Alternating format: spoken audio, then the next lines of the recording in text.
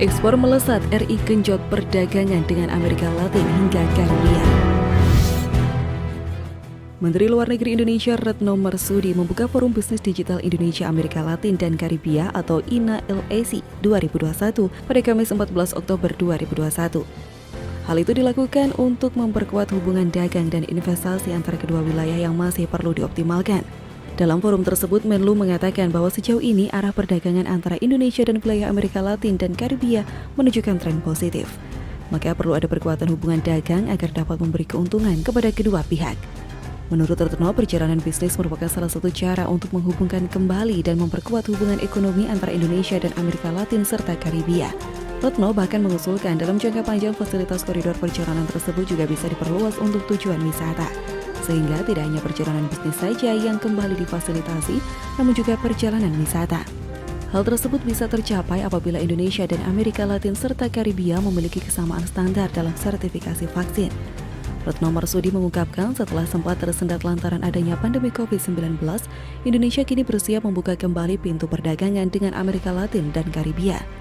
Pada tahun ini, perdagangan menembus 8,25 miliar US dollar, meningkat 6,45% dari 7,75 miliar US dollar pada 2019.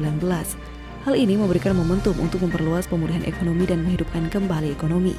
Selain Menlu, Menteri Perdagangan Muhammad Lutfi juga ikut memberikan pandangannya dalam kegiatan itu.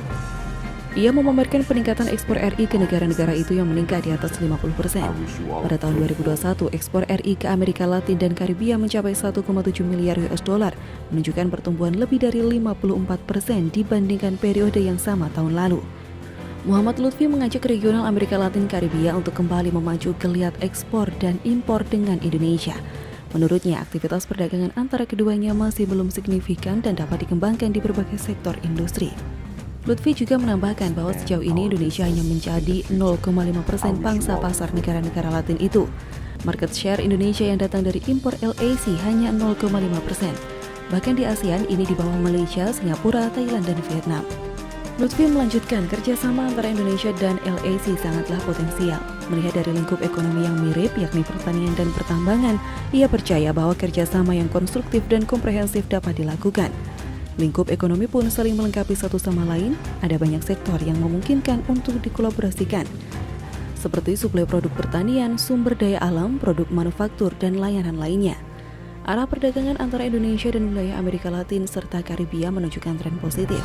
Dalam hal ini, Lutfi juga memaparkan data pertumbuhan positif dari perdagangan yang selama ini telah dijalin oleh Indonesia dan LAC. Kemendak mencatat ekspor dari Indonesia ke LAC mencapai 1,7 miliar US dollar hingga kuartal 3 2021, yang mana memicu pertumbuhan signifikan sebesar 54,8% dari periode yang sama di 2020. Selain ekspor, impor dari regional LAC juga menunjukkan pertumbuhan positif sebesar 4,17% year on year. Ini menjadi tanda positif dan bisa terus meningkat. Sekarang Indonesia hanya memiliki satu strategi perdagangan, yaitu dengan Chile. Maka dari itu, pihaknya ingin mengekspansi kerjasama perdagangan dengan negara lainnya. Lutfi menginginkan kerjasama antara Indonesia dan LAC berjalan baik meski harus terpisah geografi. Dengan bantuan digitalisasi yang kian canggih, ia percaya bahwa aktivitas ekspor-impor kedua regional bisa terus dioptimalkan.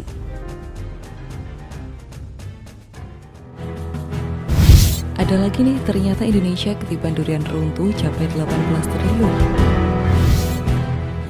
Krisis energi dunia membuat harga berbagai komoditas melambung.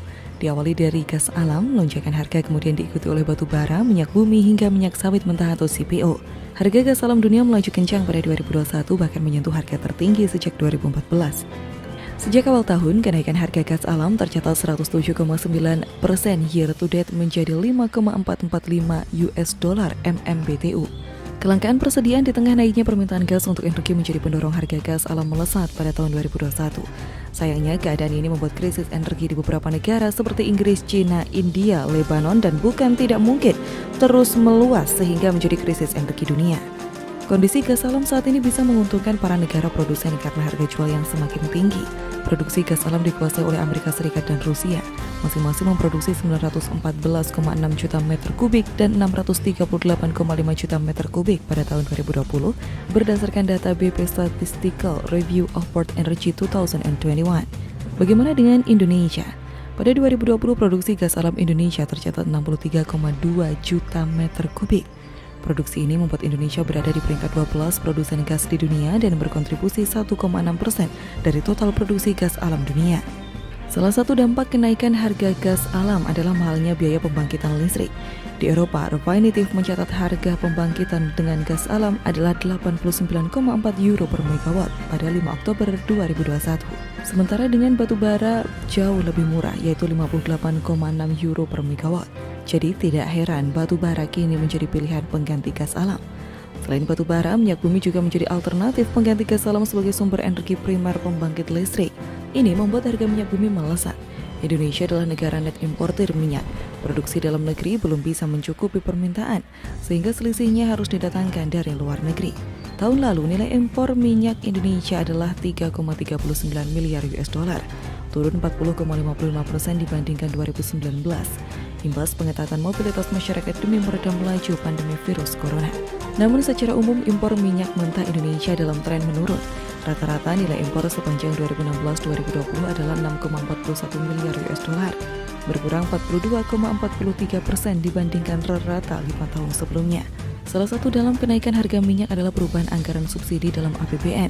Selama Januari hingga Agustus 2021, realisasi belanja subsidi energi 84,1 triliun rupiah, melonjak 37,31% dibandingkan periode yang sama tahun sebelumnya. Namun APBN sudah berubah. Reformasi subsidi pada 2015 membuahkan hasil. Kini anggaran subsidi tidak lagi menjadi momok bagi pelaksanaan APBN. Sepanjang 2016-2020, rata-rata subsidi energi adalah 118,55 triliun rupiah per tahun. Jauh menurun dibandingkan rata 5 tahun sebelumnya, yaitu 266,59 triliun rupiah. Dulu pemerintah terpaksa menaikkan harga BBM demi menyelamatkan APBN yang berdarah-darah akibat pembengkakan anggaran subsidi saat harga minyak dunia naik. Kenaikan harga BBM sangat sensitif, membuat rakyat murka karena harga berbagai barang dan jasa dipastikan naik. Namun berkat reformasi subsidi BBM pada 2015, masalah itu tidak lagi ditemui. BBM jenis premium yang disubsidi negara jumlahnya semakin berkurang, bahkan nyaris punah. Sementara subsidi BBM jenis solar atau diesel diubah dari sistem kuota menjadi harga yang membuat meringankan beban anggaran. Oleh karena itu, kenaikan harga minyak tidak lagi menjadi mimpi buruk buat APBN. Malah sekarang kenaikan harga minyak membawa manfaat, bukan lagi mudarat. Dalam situasi sensitivitas APBN terhadap perubahan indikator ekonomi makro, kenaikan harga minyak justru menguntungkan. Setiap kenaikan harga minyak mentah Indonesia atau ICP sebesar 1 US dollar per barel, belanja negara memang bertambah 3,5 triliun rupiah. Akan tetapi penerimaan negara bertambah lebih banyak, yaitu 4,4 triliun rupiah baik dari pajak maupun PNBP.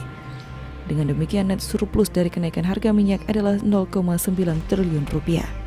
Sayangnya jumlah produksi gas alam tahun 2020 turun 6,6% year on year dari produksi 2019. Penurunan produksi gas alam Indonesia pun terus menurun dalam 10 tahun terakhir, dari 87 juta meter kubik pada tahun 2010. Sementara itu pada tahun 2020 konsumsi gas alam Indonesia berkurang 5,5% year on year dari tahun 2020 menjadi 41 juta meter kubik. Konsumsi gas alam Indonesia relatif stabil selama 10 tahun terakhir dengan rata-rata konsumsi 44 juta meter kubik tiap tahunnya. Indonesia bisa diuntungkan dengan naiknya harga gas karena total produksi gas alam lebih tinggi dibandingkan konsumsinya.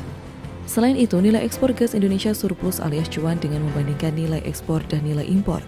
Ekspor gas berkontribusi 3,08% terhadap total ekspor Indonesia dan menjadi ekspor terbesar kelima setelah lemak dan minyak hewan atau nabati, bahan bakar mineral, besi dan baja, karet dan barang dari karet.